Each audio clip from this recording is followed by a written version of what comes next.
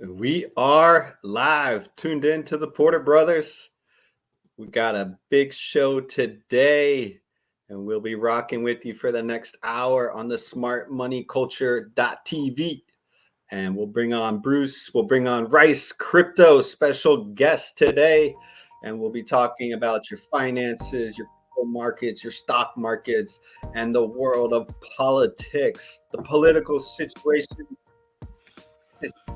Yes, the political situation, the money situation, everything that's going on in the world. We talk about it here on the Porter Brothers Show, our second show of the day. We're adding another one. Yeah, buddy. And you know, it takes a guy like you to really pull it off. You're working 24/7, 365. It is really something else. 5 a.m. every morning, Monday through Friday. I am up and at it.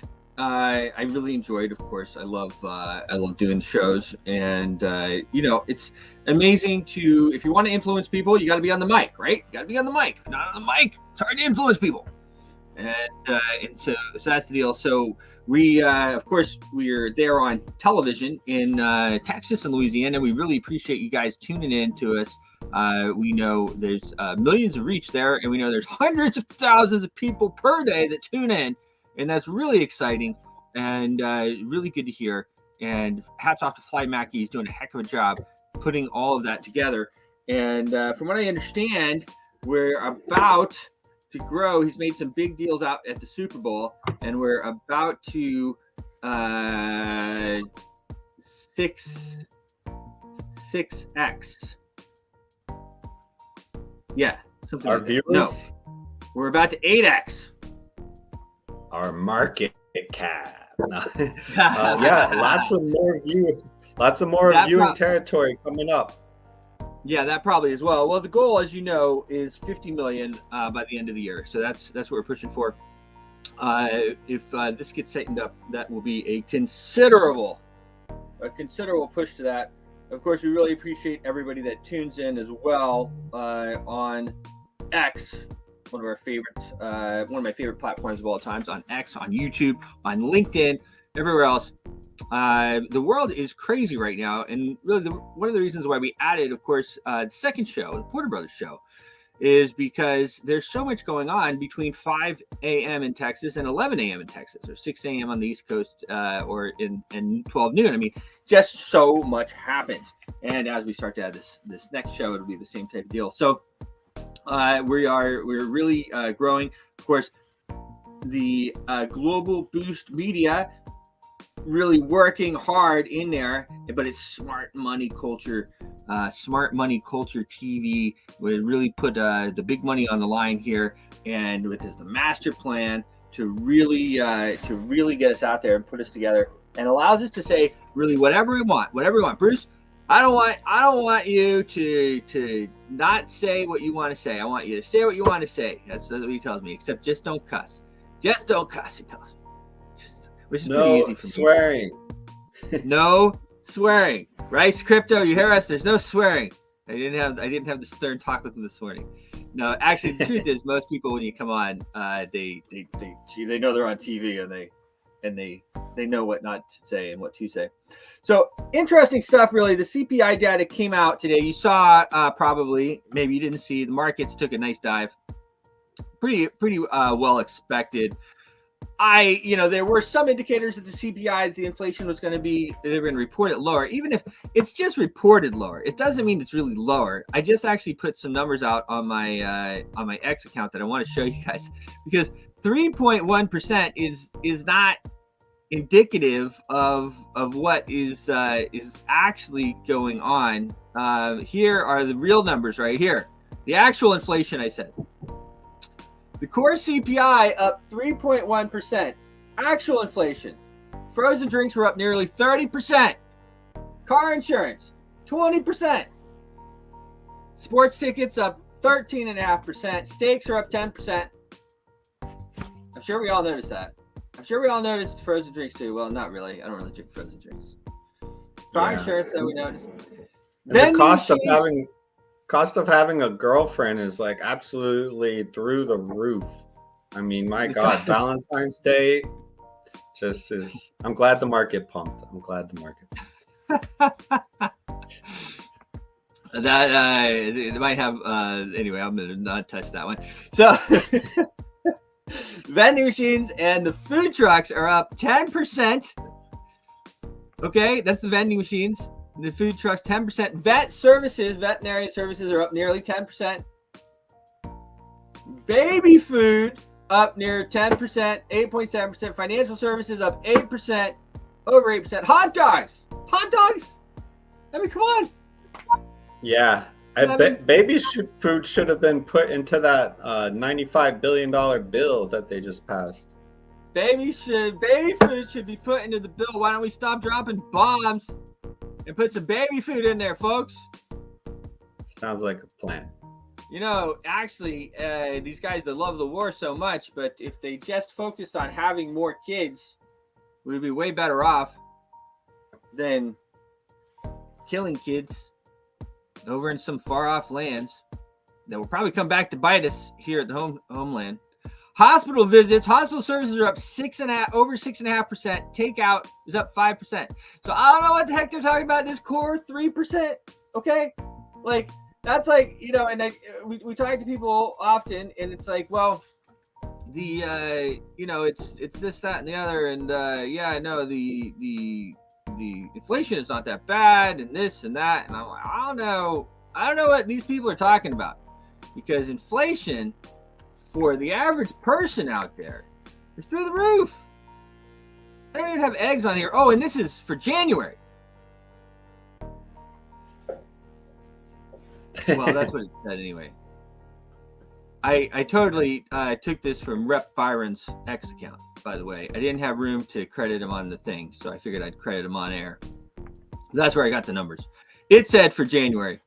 I don't know if that's just really up for January or if that's up from when Biden took office or not. But either way, it is pretty crazy. Here is the link for Rice Crypto.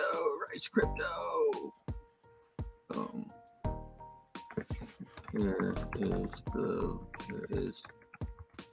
I haven't seen Rice Crypto in a while. Rice Crypto is a pretty well-known guy, very well liked. Everybody likes Rice Crypto. He's a good guy, you know. He's a good guy. Very good guy. So I'm going to talk a little bit more about that in a minute. So the markets, of course, responded because everybody is thinking, oh, okay, we're going to get, you know, we're going to get finally some relief from these high rates, these high interest rates, and this hawkish Federal Reserve, this private entity that's taxing you without you knowing it. I'm going to talk a little bit about that in a second. I keep explaining it every day because I explain it every day, and a new person understands every day. At least one new person understands every day, and probably a lot more. If you realized that this private entity called the Federal Reserve was taxing you way more than your government, you'd be upset as me, yelling and screaming every day on TV. You'd be out in the streets. We'd be having another tea party. Do you think they have fun at the tea party? You'd be calling Bruce and telling him to say more. Say more, Bruce. Don't stop. Add 2 more shows. Don't add 1 more show. Add 2. Just go on TV all day. It's bad. Let me explain the scam one more time. Okay, here's the scam. You're like, oh, 95 billion. So the Senate passes 95 billion. You're so used to hearing these numbers. And the deal is that it's different now than it ever was because they've printed up so much more money and it's so out of control because now they've gotten used to it. The taxation system is really just the burn. They don't need the tax at all. They just want that money out of your hands so that you can't use it. It helps them with inflation. Okay, that's it. Because the new system, the way it works is they just print whatever they want. And you're taxed out of inflation. They don't even need the tax anymore. They just take whatever they want from inflation. So the 95 billion that is there, that Senate just passed, that's now going to go to the House. And I know it's Speaker Mike Johnson says it's dead on arrival. But guys, $95 billion is a lot of money it's a lot of money for bribes. It's a lot of money for putting people's hands, for paying people off and everything else. So I wouldn't say it's dead on arrival. I think it's very likely to pass in some form or another, even if they change the name or something like that. Very, very likely. Already passed the Senate. Crossed a huge hurdle there. John Cornyn just got called out by Texas Attorney General. By your Texas Attorney General, just got called out hardcore for supporting the everybody else's borders except theirs. And so he already paid the political parties. John Cornyn already did it. He stayed up all night and he protected everybody else's borders but yours. And so that's already been paid. Yeah, he doesn't want to do it again, right? So now that it's passed the Senate, that's a big hurdle. And so now they have this bill there at the House. And it's they can also bypass the speaker. There's a mechanism in there where they can bypass the speaker. It's not used very often, but they can do it, and then they can pass the bill. So the $95 billion. All right. So here's the way to do it. So the Congress, they say, okay, we want to send $100 billion. We'll call it 95, whatever. It's $95 billion. We want to send this $95 billion over to these wars in Israel and Ukraine. We've been funding wars ever since the central bank started, ever since the Federal Reserve started, right? So we want to send this $100 billion overseas. But if we tell the American people we're going to tax you, each of you, this amount, and that to pay for it, you would say no. Everybody would say no. And if they did it, you'd be out in the streets. You'd say absolutely not. So what they do is they borrow, the central bank fronts the paper money, front them the money, and then they use that to pay it. And the central bank says, don't worry, we'll just collect on the back end. And the central bank dilutes your dollars and collects the money on the back end. And they tax you that way. And the whole time, they make money on the interest of it. $1.6 trillion in interest that we're paying per year on this $34 trillion of so-called debt, which is really nothing. We don't need to borrow US dollars from a central bank that's not part of the government. It's unbelievable. It's the biggest scam in the world. Unbelievable. Let me just check here. I think we're going to commercials. Yes, we are on commercials and Smart Money Culture TV. When we come back, let me see here. Should we play a little bit of the market watch from this morning? Yeah, it's pretty good. It was a good one. Bitcoin reaching over 50. I mean, and then predicting the pullback, right? Yeah. Yeah. It's always good to be cautious. Can't just be a permanent bull. Here's Ken Paxton, Texas Attorney General Ken Paxton. He has his official endorsement. I reposted it on my X feed. He says, vote for real Mitch Little. Let me give this guy a follow here. Am I following him? I'm following him. He looks like a patriot. You can tell because he's got the beard. All right. Look at this. Trump's court appearances for 2024. Unbelievable, guys. Yeah, that's hot, man. That's hot. It's unbelievable. You know you're popular when you got a Courtcella. A Courtcella. This is why I'm supporting Imran Khan in Pakistan, because they're doing the same thing to him, so he must be good. Yeah. Let's just count this. 1, 2, 3, 4, 5, 6, 7, 8, 9, 10, 11, 12, 13, 14, 15, 16, 17, 18, 19, 20, 21, 22. Court appearances. This is crazy. That's hot, man. He's gonna be big time, throughout the year. This CPI stuff, so this actual inflation, that stuff's pretty interesting. Yeah.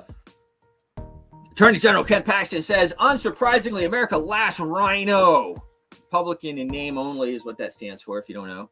John Cornyn has once again joined hands with the Biden administration to fund and prioritize foreign wars over national security crisis at the southern border. And then he quotes a post here. He says, he quotes this post from Michael Quinn. While Texans slept, John Cornyn sent $95 billion to help other countries with their border problems. Question, when was the last time John Cornyn stayed up all night fighting for our border?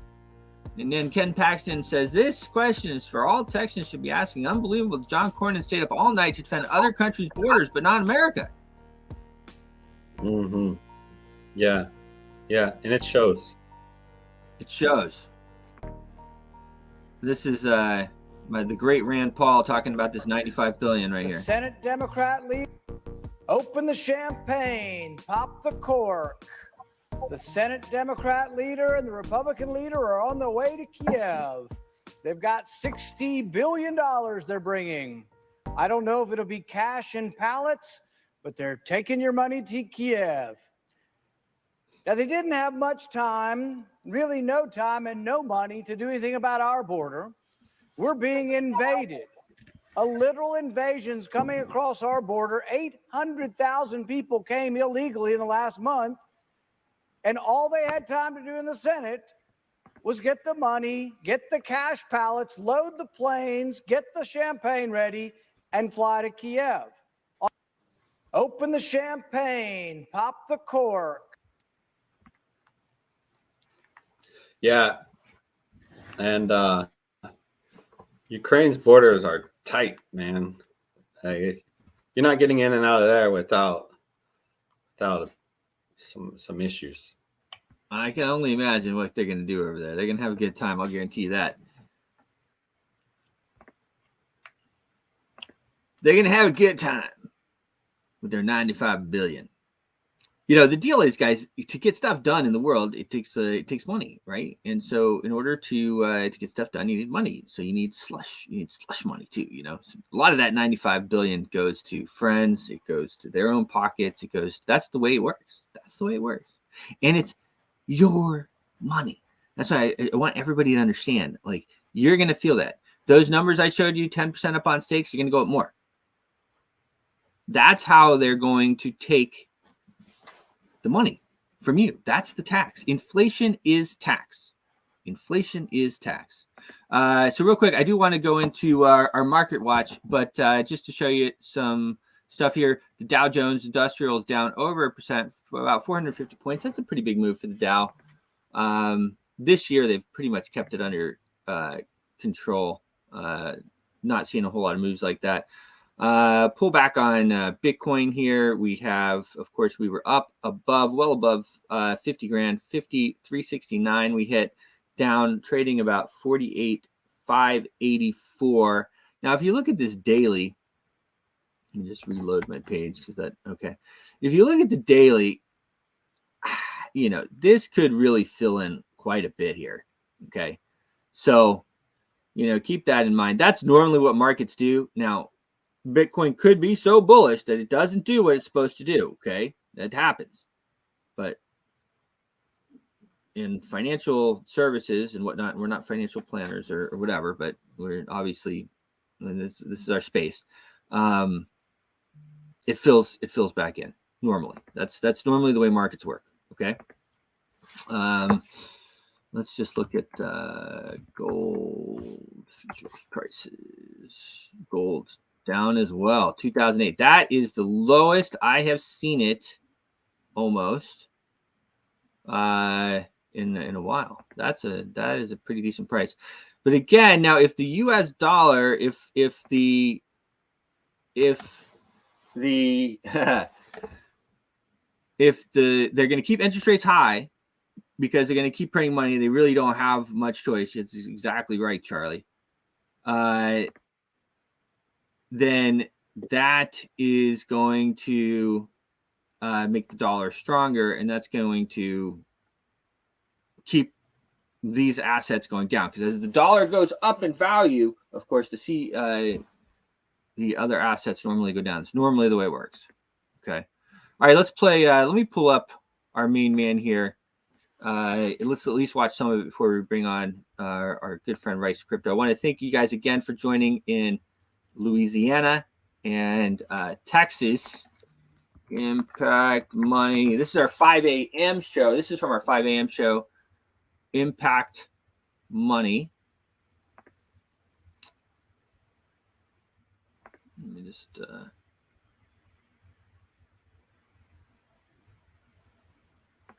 doesn't look like it wants to load here for me. Let's see what we got. Did you see Biden's picture with the laser eyes for Bitcoin to 100 grand? Maybe that's what it was about. I mean, Bidenomics. Bidenomics is right. We're all feeling it. He makes Jimmy Carter look like Ernestine. He makes Jimmy Carter look good. He makes Jimmy Carter look like a great president. Yeah. Broadcast is ended.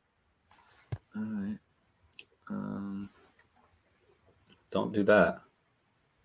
I'm not sure why it won't load. Well, we have plenty to talk about anyway, but it was a good episode. Maybe I'll give it a minute and see if I could also play it from somewhere else. Let me see here.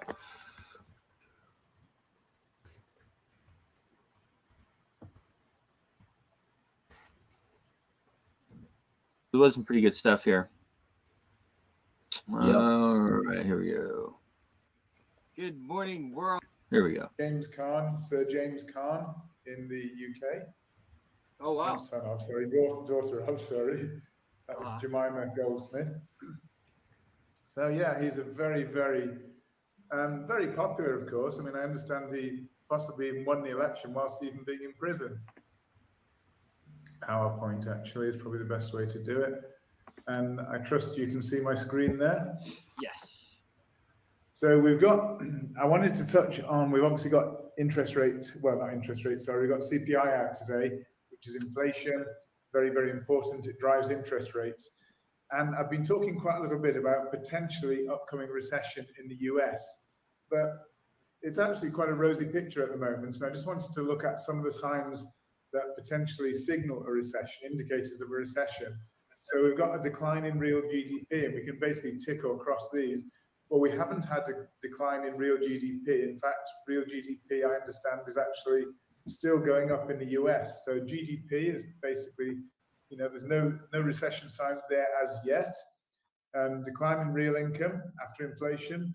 Again, incomes are still staying pretty robust. So that's not a bad sign, not a sign of recession coming.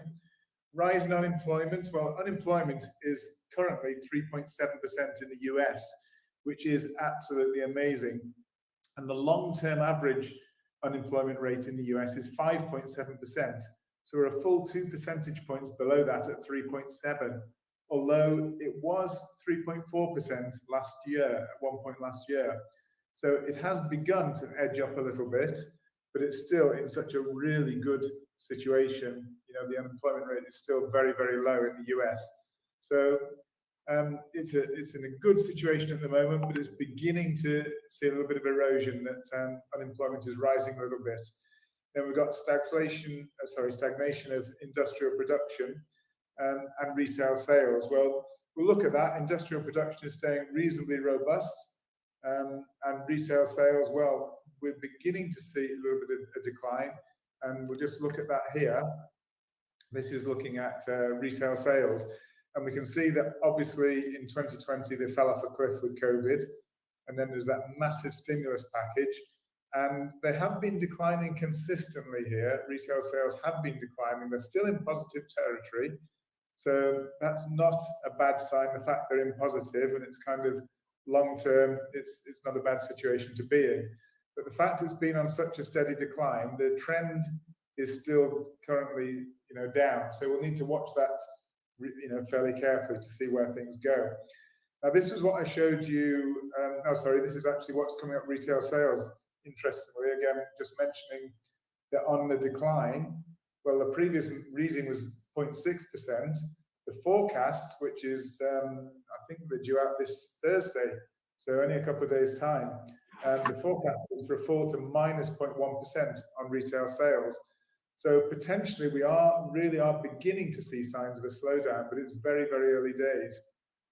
This is the situation over the past 50 years when you look at inflation and recession and the relationship between them. As I've said before, every time you get a spike here in interest rates and inflation in particular, when you get a spike in inflation, that usually coincides with a recession. So you can see here back in 73, here in 1980, we're still suffering recessions in the early 80s there. 1990, again, a spike up there with inflation and associated with recession. Again, here, spike up, recession. Here, we didn't get a recession immediately there, but it did come shortly after with the further spike up in inflation. We got quite a serious recession there. That was associated with the financial crash of 2008 onwards. So that was a very serious recession. That's what started the money printing back then. And then now we've had this very serious rise in inflation, and they've raised interest rates. They've not yet begun to drop interest rates. But as we've had this spike, you would normally expect it to be associated with a recession, and we've not yet seen that. So I'd just say I would say we are on recession watch. And quite interestingly, I'm looking at what the market is projecting, the probability of recession in the US. Well, it's not that high, although it's above 50-50. Right now, there's a 54.49%, this is according to the markets, a 54% chance of recession coming in, this year, basically. And this was the figure, right up to date figure, Feb 24. That was the expectation or the projection of the likelihood of a recession. And that actually is looking as though it's projected to rise. The likelihood of recession is projected to rise into the future. That figure there should be 24, not 23. So there is a more chance. The chances are that we're likely to see recession, moving forward. And here's just another look at the expectations of whether we're going to see recession through early 24. And the expectations are, and this is effectively market expectations, and this is actually a famous analyst here, he expects recession into 2024, some point early-ish 2024. So we're not yet seeing it, but obviously the signs are there. Now this was the previous, it was only, it might even be yesterday, the expectation for the inflation rate coming out later this afternoon. It's only a couple of hours away. And even in one day, the actual rate has already, the forecast has fallen again. So we are expecting inflation to fall. Now that obviously is a good sign as we fall towards the 2% target, but they have a real history of overshooting the target. So it's highly likely if inflation is falling at this rapid rate, it's going to overshoot the 2% target, go below that, and that's where you'll see potentially moving into a deflationary world again. And that's precisely what we had back in 2008. Their house. The house, their investment. Let's see what today brings for this. At the moment, this is all higher highs and higher lows, as we said yesterday. And we've got quite an impulsive move here with the solid green candles moving up. And we've got a really choppy move here, which is indicative of a corrective move to the downside. So when you're seeing upside in the direction of the trend, you're seeing a lot of solid green candles here, and then choppiness to the side. Then the next move up, big green candles, and then choppiness to the side. The next big move up, big green candles, choppiness to the side. So I would expect that we're probably going to see more movement up on dollar index at the moment as things stand from this. And I stand to be corrected, and let's see what inflation comes out as. But maybe it won't be falling quite as fast as people expect. So we may yet see a little bit higher to come on dollar index. That's how. And that dollar index, just to kind of break it down for you, that is the strength of the U.S. dollar. That's what he's talking about there. So the dollar index goes up, and for the most part,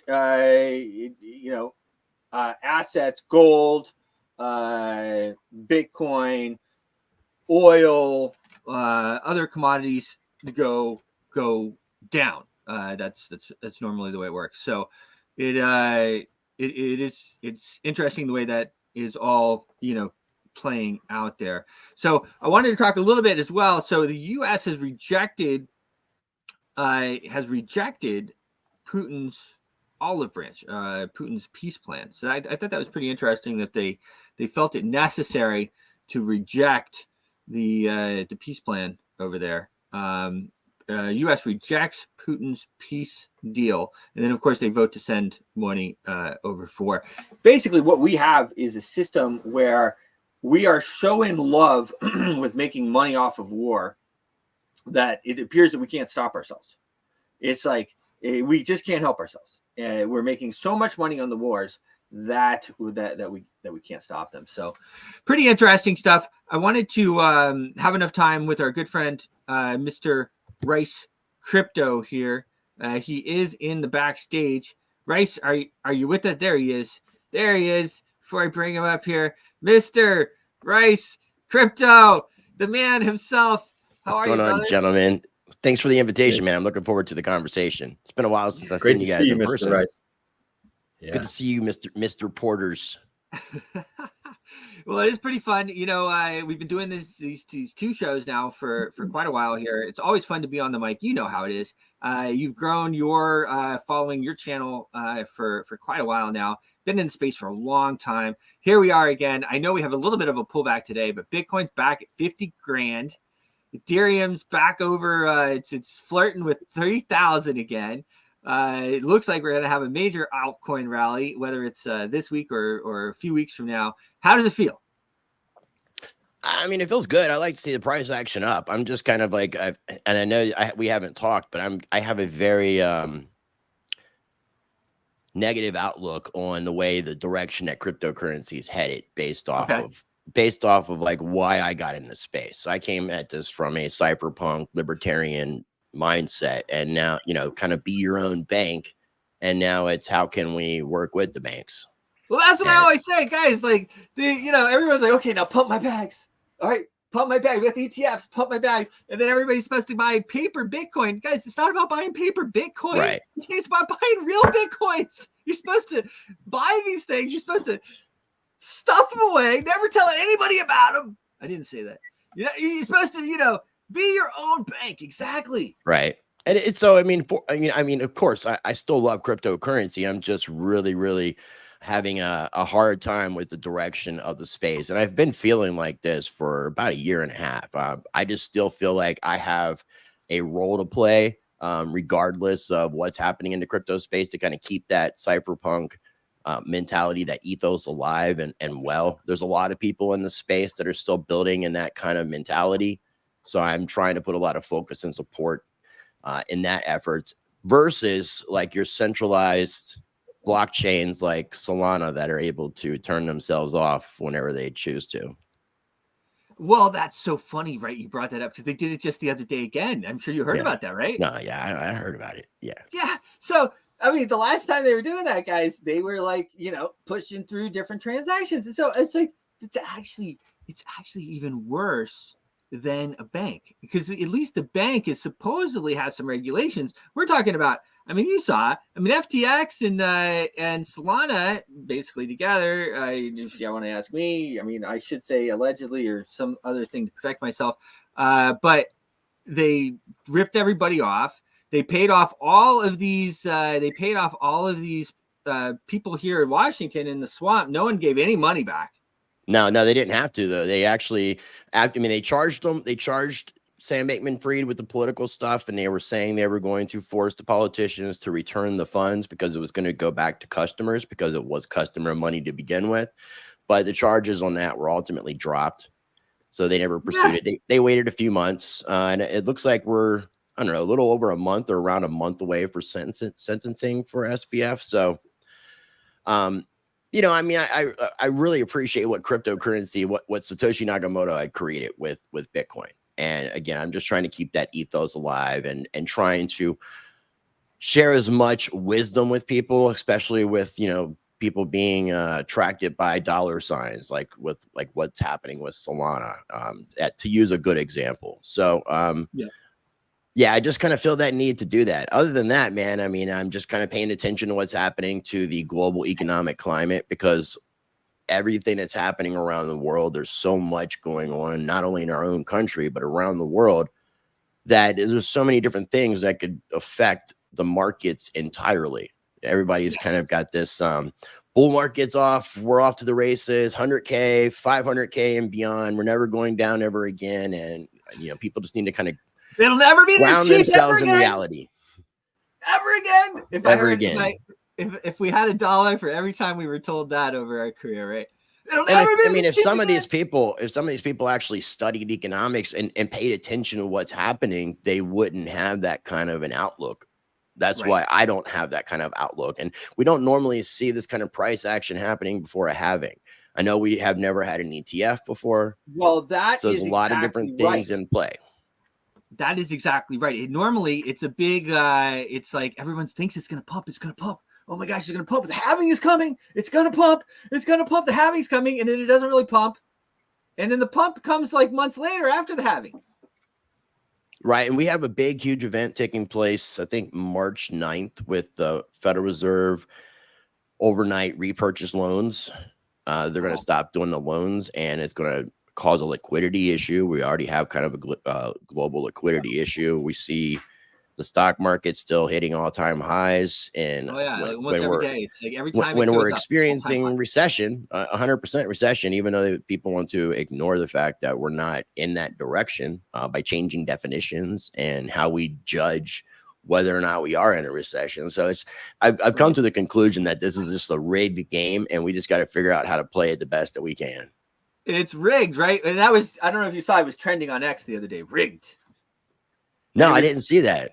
Yeah, well, it was trending. I guess I'm keyed in, I've traveled a lot. So I'm keyed in a lot to international trends as well. Probably the people I follow and follow back and everything. But I think it had to do with Pakistan. But it was enough of our own people saying things were rigged too that it was trending, And it's all over the world. It's all over the world, and it's interesting. And so it's good to sometimes talk. We have our good friends from overseas who joins us every morning, and it's different when you look at it from the outside looking in, because when you're on the outside looking in, you don't experience, like I don't know if you saw at the beginning of the show, but I put up our actual inflation. Yeah, I saw that. Like your car insurance is up 20%.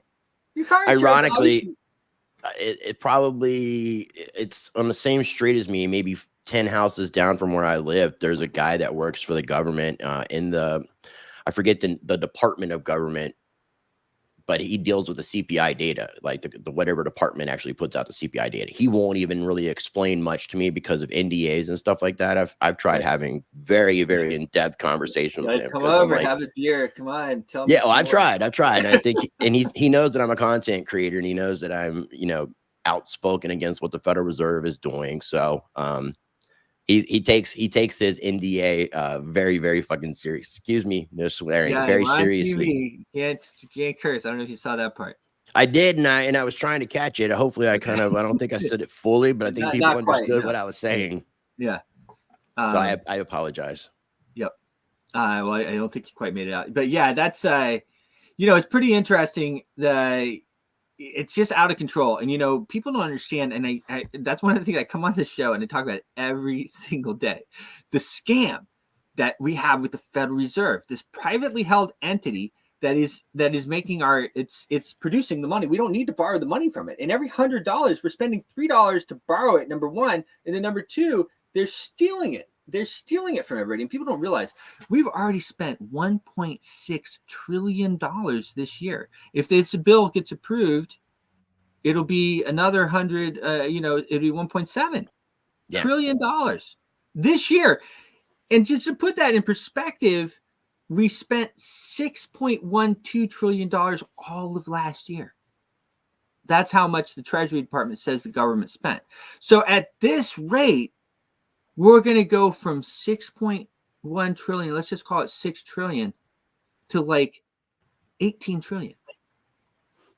Yeah, I mean, Jerome Powell recently, I think it might have been in a 60-minute interview, said that the government spending isn't sustainable.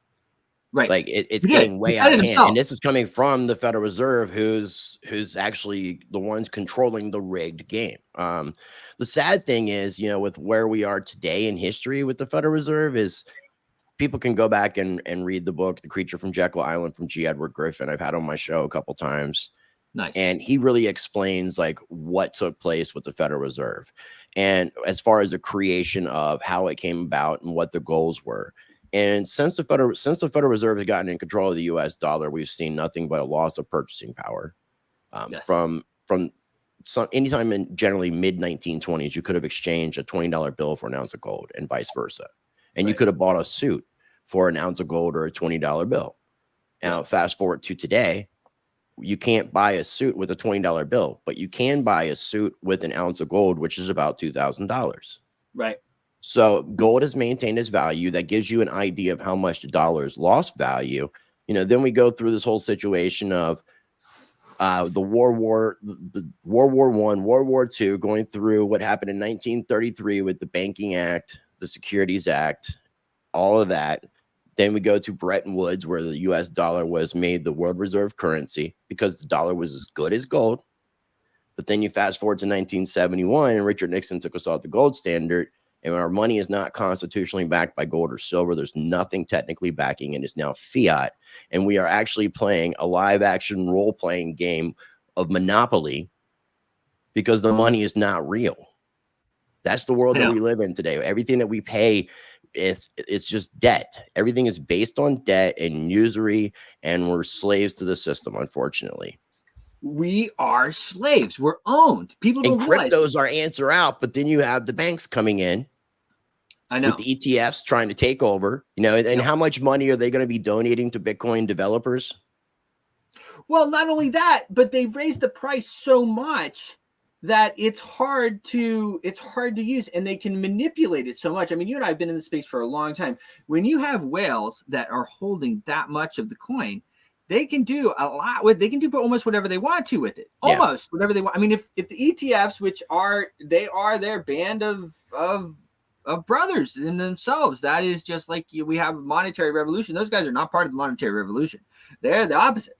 And so, but now they're holding such an amount that if they want to bring the price down, they bring the price down. If they want to push the price up, they push the price up. And we saw that some of that, of course, we were up at 50,000. And then, of course, the ETF was approved and those guys took profits, brought it back down. And, of course, we're going to continue to see the manipulation. It is scary to tell people to buy Bitcoin. I'll tell you that right now. You're better off, in my opinion, buying some lower cap coins that aren't capitalized as much, because it's scary to say it one way or the other. I still think people should diversify, though, and I still think that people should try to own at least one Bitcoin, as if possible. And if you take a dollar cost average strategy, there's an awesome website, DCABTC, which would be dollar cost average Bitcoin, DCABTC.com. And it's a calculator that kind of shows you, like, had you invested $10 a week, $10 a month, whatever the situation might be, whatever you could afford, however many years ago, and whatever increment period that you're deciding to buy, because that's the whole point of dollar cost averaging, is you buy no matter what the price of what it is that you're purchasing, so that you reduce the volatility of the up and down price action. Here's the website that Rice is talking about here. It's dcabtc.com. Yeah. And it has it right there. Go back to like 5 years ago with the accumulation, and starting 5 years ago, and just leave it set where it's at with the money amount. Okay. And $1,570 invested. I did 5 years. Yeah, but go starting at 5 years ago, because you're looking at 5 years, starting 5 years ago. Got it. Okay. And then come back up and let's see where we're at with the average right here. So it tells you that you would have invested X amount, which would have been $2,610. The total value of it today would be worth $4,008. Now, the reason I said change it to 5 versus 3 is because we've had all-time highs that we haven't crossed back over. So there's still technically some people that are in the red, depending on when they purchase Bitcoin. If they purchase Bitcoin anywhere above the 50K price. Oh, yeah. And there were a lot of people that unfortunately buying in at the tops. That's how they roll. That's how the retail exit liquidity. Yes, that's how it works. We talk about it. Actually, we talk about that quite a bit too. A lot of the big guys got out of this pump in the lower to mid 40s. Retail kind of, and then you had some big boys in there too pushing it up. We could see a fairly decent retracement here. I mean, it's hard to say because it's just hard to say. I mean, some people are talking about super cycles. Some people are talking about shortened cycles that we may hit all-time highs earlier based off of like cycles kind of speeding up. So, but we don't really technically know where we're at. We're kind of in unknown territory, and you have a lot of people that do technical analysis and try to compare things from the past. Mm-hmm. But obviously, it's a little bit different of a situation when you have the combination of. As much as I'm not a fan of the ETF, that is something that's obviously been that the markets have been wanting. And now that it's here, it's adding an extra element. And then you got to add all the extra elements of everything else on top of it, which is like at any point, a black swan could just take place. And there's a plethora of things that could happen. So we're just in like really kind of like a minefield right now. We're in a minefield. I mean, we take, you get one big hit here on the homeland. I'm talking a big one. I'm not talking, something little. I'm talking a big hit, which, look, guys. Well, they're talking about cyber attack. Yeah, we could have a big cyber attack. We could have, there's a lot of things that could happen. We have so many people that have come over here illegally. We don't even know who they are. It's a very porous border. We are bombing. We're bombing so many countries. We've made a lot of enemies, and we have an open door for all of our enemies to come in. And like, if just a few countries or just terrorist groups wanted to coordinate, they've got a perfect opportunity to like do something almost kind of like what you would see in Fight Club with Project Mayhem. You just run this. You can coordinate something basically. I mean, I've watched a lot of stuff when it comes to this. When it comes to the migrants, the migration of what's taking place and who's coming in and who's helping to facilitate it. Oh yeah. It's very alarming. People listen, man. It's a conspiracy. No, we're not even really allowed to talk about it. We can't even really talk about it. But it's a conspiracy. I was talking about it a bit more earlier, and I said, "All right, guys, whatever." I mean, I don't need to. I'll talk about it to a point, but just like Alex Jones stopped talking about it a bit. He's like, "Well, all right, fine." I think Alex Jones is controlled, so he's going to do. Well, I quite possibly. I think there's a lot of that, unfortunately, and I don't want people to think I'm just being negative. I'm just a realist when it comes to the situation. I still have hope with humanity, and I think that we ultimately, the good side is going to win this when it comes down to the battle being over. Yeah, it's going to take the light always outshines the darkness. So I say there's only one way to stop this. We must end the Fed. The central bank, the Federal Reserve, will pay for all wars because they have a mechanism to tax Americans without us having any recourse. Taxation without representation. They print the money, they loan it to the government, and then they tax us through inflation. And here's just a list. And this isn't even all of them. They're missing countries. The United States has bombed all of the following countries since World War II. To begin, we do not have to travel far. In Central America, the United States has bombed Panama, Nicaragua, El Salvador, Grenada, the Dominican Republic, and Cuba. Moving across the ocean to Africa, we have Libya, Sudan, and Somalia. In Europe, the list consists of former Yugoslavian countries, namely Serbia, Bosnia, Kosovo, and Montenegro. Next is the Middle East, where the US dropped bombs on Yemen, Syria, Lebanon, Iraq, Kuwait, Iran, Pakistan, and Afghanistan. Moving to East Asia, we have Laos, Cambodia, Vietnam, Indonesia, Japan, and Korea. Finally, during the bombardment of Belgrade, a few bombs hit the Chinese embassy, so I've included China to the list as well. This is how the completed map looks like. That's crazy. Like crazy because you get in the habit of saying we, and David and I are really trying to not say we because it's not us. No, it's them. It's them. Yeah. They've taken over our government. They have total control. The central bank has total control of our government. Congress really is just. I mean, the reason we can't change anything, we can't get them to do anything, is because they don't work for us. They literally don't work for us. No, it's not the country that was founded by our founding fathers. It has the same name, but it's a corporate takeover. I mean, what we had a lot of things transpire, but ultimately the Civil War, after the Civil War, they talked about reconstruction of the republic, and that never took place. It was just a corporate takeover. And it was a corporate takeover. And we had three branches of government: the legislative, judicial. Back then, nobody talks about it. The greenbacks were total fiat currency. They were. They could print whatever they wanted. Mm-hmm. Yeah, I mean, not everybody that was that we look up to, the way that history has been told to us is exactly true. And some of these people were actually against what we're fighting for. There were people at the formation of our country that wanted what we have today. But you know what's really interesting when we talk about the border and you're showing all the bombings and stuff? I've been going to the post office fairly regularly to mail some stuff out. Were you voting?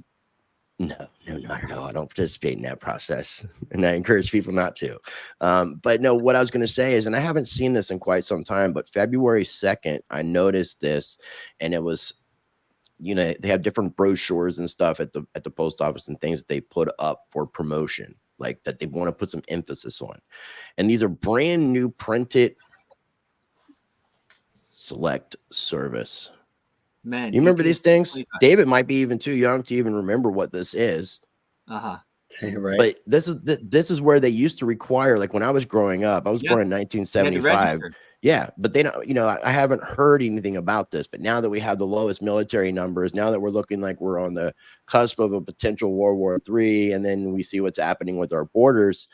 The other interesting thing is when you open this up and read it, it says, and I don't understand why they're only including males when we're supposed to be living in this. Interesting? Yeah, we're supposed to be living in this unisex world of whatever they're trying to put us in, this transhuman agenda.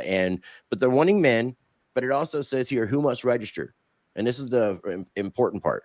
So males, U.S. citizens, and immigrants, documented and undocumented, residing in the U.S. and its territories must register if they are age 18 through 25. How many young men do you think are coming through the border?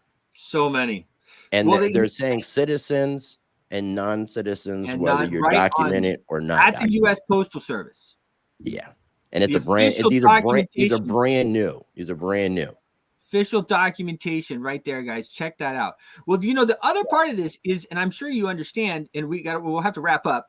We could go on forever, but you know, they're issuing a bond for every one of these people that come in the country as well. So the central bank's issuing a bond for everyone that comes in. So it's a huge money-making thing for them as well, because they're able to issue this bond, and then they're able to trade that bond on the open market. Do you have information on that? Part of the scam. David has more of it than I do. David, I would like to find some information on that, if you don't mind, you know, sending me some. Yeah, for sure. Because because that's something that I look into when I had mentioned a corporate takeover of our country. There's a lot of people that speculate based off our birth certificate, social security number, the way that our parents sign the birth certificate, and all that we are legal fiction entities, an artificial entity, and that we are traded on the stock exchange as well, or on some sort of private exchange. Yes. Yeah. So I've been looking. The courthouse is a bank, and the post office is a bank. Yeah, well, the post office definitely is a bank, and that's something else that I think we may see potentially is when we see more bank failures. You may start seeing the post offices reopening their banking aspect, because I've been seeing. I got to wrap this up on Texas and Louisiana. Thank you so much for joining in. We will be back tomorrow morning, 5 a.m. your time, live on your television with the Impact Money Show, and of course, as well, the Porter Brothers Show at 11 a.m. Thanks for joining in. Yep. All right, I caught it. Good. Yeah, craziness. It's crazy. So you end the show for a specific time zone for those two areas? Yes. Okay. Yeah. Cool. Are we going to continue on for a little bit? We got to wrap it up anyway. But I wanted to catch, just for our producers. They're always kind of like, they want me to adhere to the commercial time zones and everything not a little closely. I mean, you know how it is. So I try to. It's in the sandbox, you know. We definitely need to catch up. It's been a while, and I feel like, you know, I'm like rushing, like catching up in this like little bit of a conversation. So we definitely got to communicate more. let's plan to have you on again next week, but we can kind of catch up in between as well. But it'll be great to have you on again. And there's a lot of stuff, because like I said, the thing is about us is that we have a viewpoint. I was born in 78. You were born in 75. Our generation we're one of the most important generations right now. We saw so much. We saw what our parents went through. We were still around when stuff was even cheap. I mean, you know what I mean? You could get a house for like 50 grand or so. 50-cent candy bars, man. 50-cent candy bars. 75-cent comic books. 79-cent gasoline a gallon. 79-cent a gallon gasoline. 59. I can remember 59-cent a gallon. I think my G.I. Joe figures are like $4.99 or something. Yeah. It's a travesty what's happened. It's a travesty, and we have to save ourselves. And the monetary revolution is really one of the only ways, or the only way that I know that we can do it peacefully. And that is we take the power back by using gold, using silver, using crypto. We're doing it's at cost metals as well. You can buy gold, silver, palladium, platinum at cost. And so we have that and have some other stuff. But yeah, let's plan on having a phone call and then have your silvers next week. There you go. Gotta have your precious metals. There you go. Of course you do. Yeah, 100%. Yeah, but I definitely would like to do that. I will put that on my calendar for next week, same time. Let's plan on same time, same station. And then I'll message you both privately sometime, probably tomorrow, and figure out a way that we can catch up in between now and then. Awesome. Yeah. Perfect. Rice Crypto, the man. Thanks for joining. I appreciate you guys, man. I appreciate everything, man. I want to say so much about, me and your history and stuff. I appreciate everything you guys have been doing. I appreciated the patriotic day that we got to spend together without giving a lot of details. Yes. It's a historic stuff, man. Historic stuff. Yeah. 100%. And we're gonna save this place one way or the other. We got to together. All right, brother. See you soon. All right. Much love, guys. Your voice is powerful. When combined with social engagement, it's a force for change. Decentralized media paired with free speech is the catalyst for an empowered world and a unified, invaluable ecosystem. Join Global Boost, become a champion of free speech, and help to reshape the future of media.